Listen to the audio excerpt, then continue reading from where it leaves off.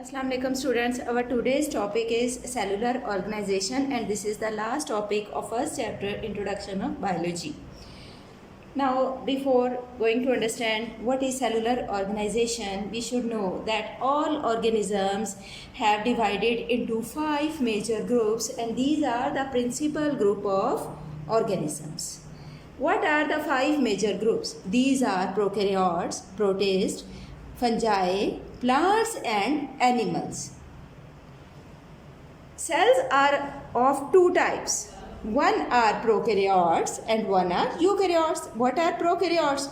Prokaryotes are those cells, prokaryotic organisms are those organisms which contain cells which don't have a well-defined nucleus. Mean their genetic material is not bounded by a membrane. And all other cells which have a well-defined nucleus, their nucleus is bounded by a membrane are called eukaryotic. So, cells are two types. One prokaryotic cells and other eukaryotic cells. One have a membrane bonded nucleus and other have prokaryotic don't have a well defined or membrane bonded nucleus and eukaryotic have a well defined or membrane bond nucleus. Now we already discussed it that organisms are divided into 5 major groups. Prokaryotes are those organisms which contain prokaryotic cell, mean their nucleus is not bounded by a membrane. And all other 4 groups have cells which are eukaryotic, mean their nucleus is well defined or bonded by a nuclear membrane. Now we come to our topic, cellular organization. Cells organized in all these 5 groups in 3 ways. We can divide the organization in 3 categories.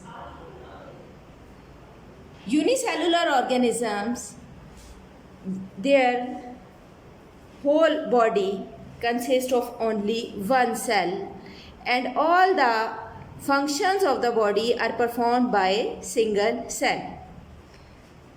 The examples are unicellular organisms such as Euglena, such as amoeba, paramecium. Their body consists only of a single cell and all the requirements, all the functions of the body fulfilled by the single cell.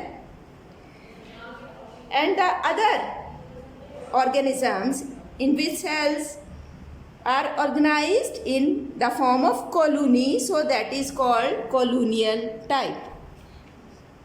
Example of it is Volvox. Volvox is a green algae in which many unicellular organisms live together. They form a group, but each cell is independent. All the requirements are fulfilled by a single cell. All the functions are performed by a single cell. When the cells live together, there is no division of labor. These cells do not depend on each other for their requirements.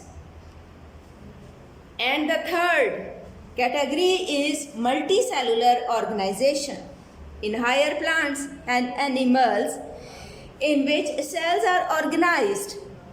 And they are organized to form tissues, they are organized to form organs and systems.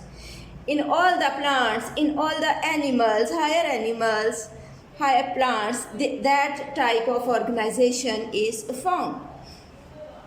Example, we can see in our environment, for example, we can see mustard plant. The scientific name of it is Brassica campestris.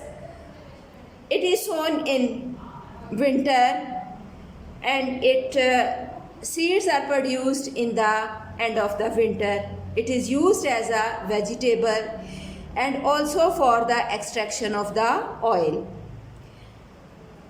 And the other example is animal. The scientific name, the animal we can discuss is frog. Scientific name is Rana tigrina. In this organism, cells are organized to form tissues. Many types of tissues can be seen. For example, epithelial tissue, for example, glandular tissue, and these, for example, nervous tissue, and these tissues, these organized to form organs. When organs assemble and form in a systematic manner, they form a system, and the systems form a complete individual. So all these are the information how the cells are organized in all these 5 groups of animals. All the cells are organized in these 5 group of animals in 3 ways, which we have discussed in detail. I think you will be able to understand this topic very clearly. Prepare it for your assessment. If you have some query, you can ask. Please prepare it, and thank you.